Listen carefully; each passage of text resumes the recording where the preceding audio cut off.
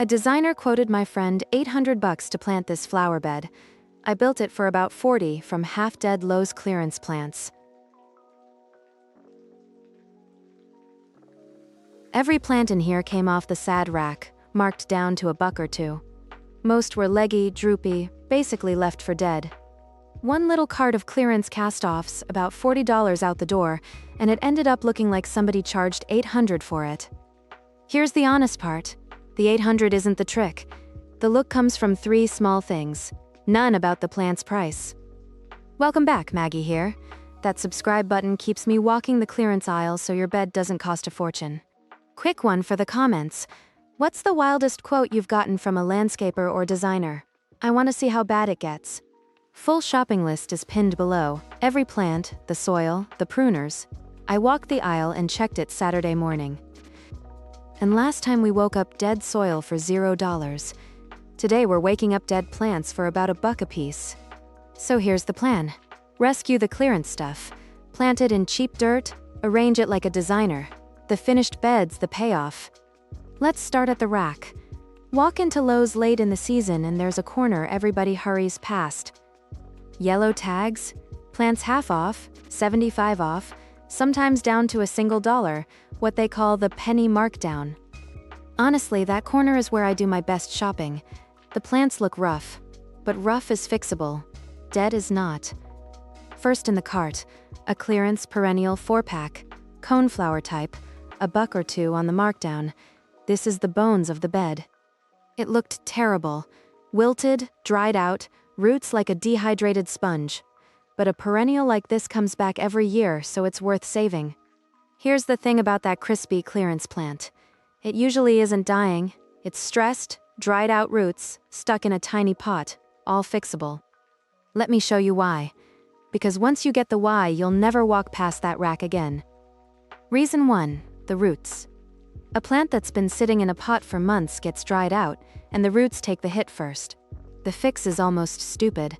Soak the root ball for half an hour, plant it straight into fresh soil, water it right away. Water it the second it's in the ground? The university folks call that cutting transplant stress. It settles soil, so the roots drink again. The shock isn't the plant dying, it's the roots playing catch-up. Give them a week to settle and that sad perennial perks right back up. Reason 2 is the part that sounds completely backwards. To make a leggy plant come back bushier, you cut the top off. I know it feels wrong, but pruning wakes a plant up. The more you trim it within reason, the more it pushes out. Here's the mechanism. The tip of the stem is the boss. It pumps out a hormone that keeps all the lower buds asleep. Snip that bossy tip off and the sleeping buds down the stem wake up and shoot out. One sad stem becomes a bushy plant. The plant scientists have a fancy name for it. You don't need it. Just know, light trim, plant fills in, free and fast. Now hold that thought, because there's a wrong way to do this, and I'll flag it in a minute. First, reason 3. Reason 3, root bound. You pull a clearance plant out of its pot, and the roots are a tight, swirling knot, circling round and round.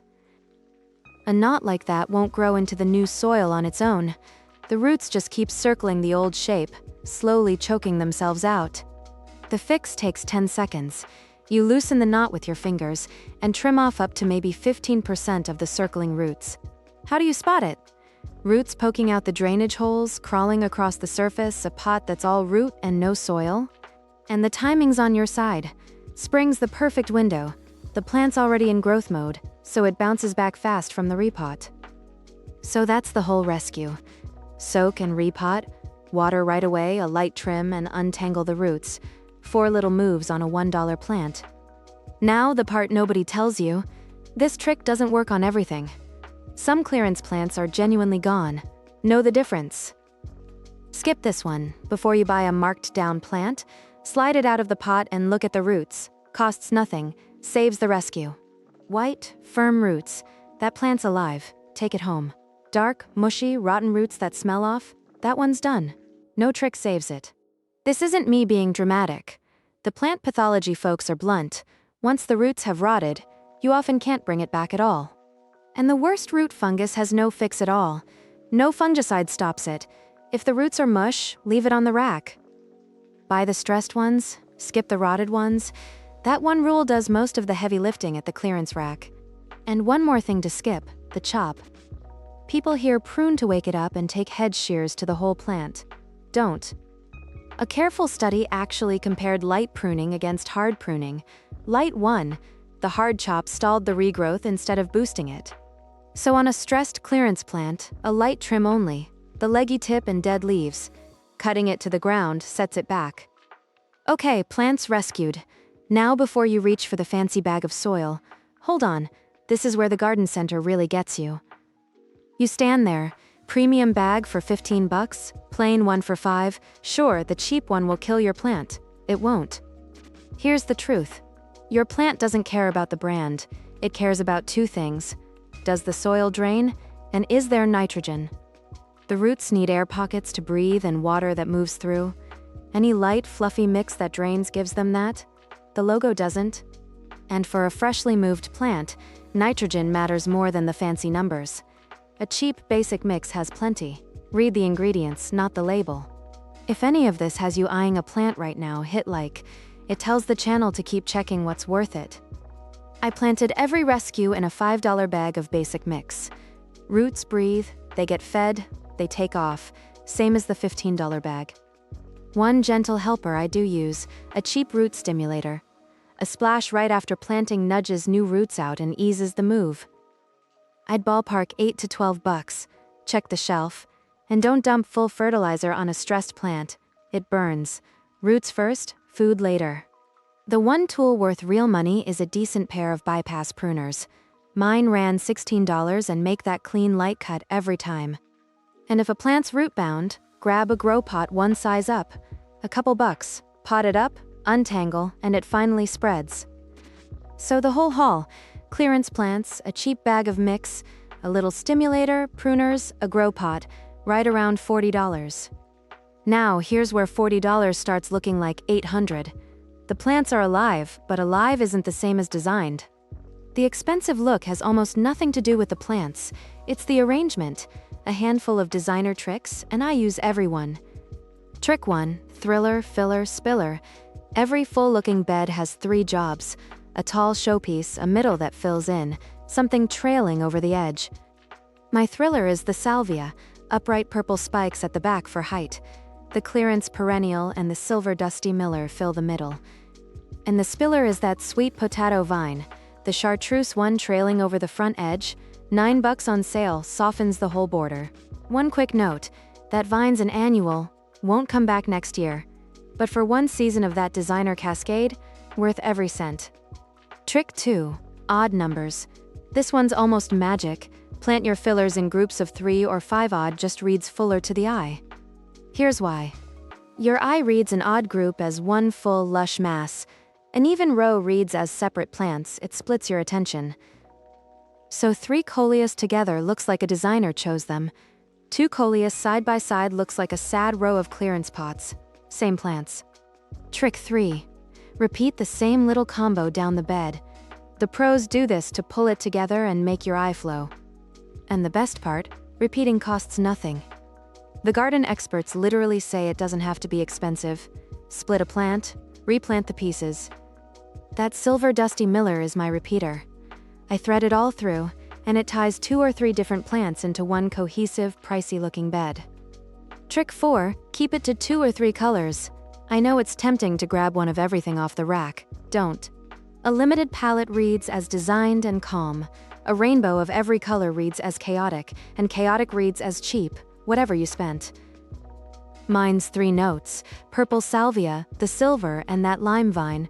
3 colors repeated. That's the whole secret to looking expensive. And trick 5, layer by height. Tall at the back, medium in the middle, trailing over the front. Now the flatbed has depth.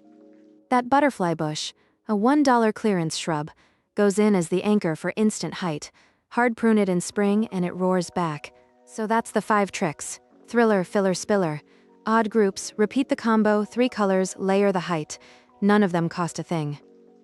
Put them on alive, rescued, dollar rack plants, and you've built the exact thing a designer was going to charge you hundreds for.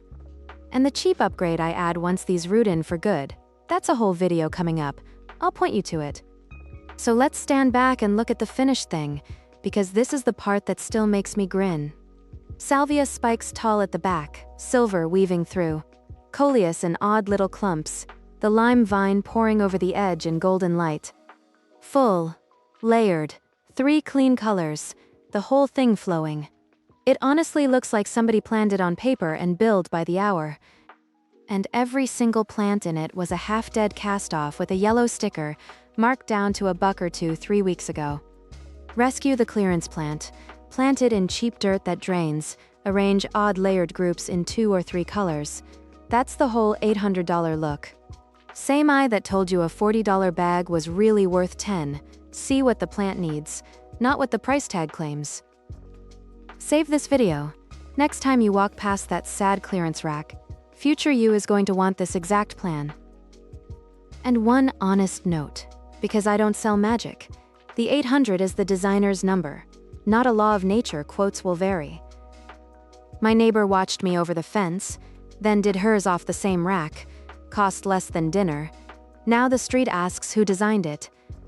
The real reason this works, a designer charges for the arrangement and the labor. You can rescue the plants and arrange them yourself. Quick recap, in case you're already eyeing the rack.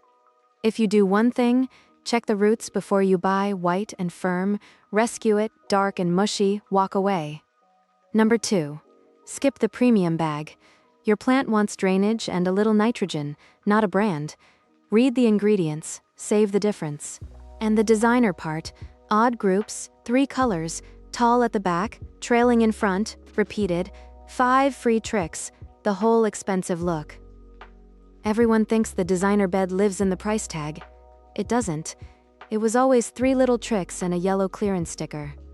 Next video, the cheap upgrade. I feed these once they've rooted in for the season. End screen tiles right there. Tap it. Smart dollars, real gardens, verified receipts. Drop a comment. What aisle should I walk next? And what would a designer charge for a bed like this? I read everyone. I'll see you next time.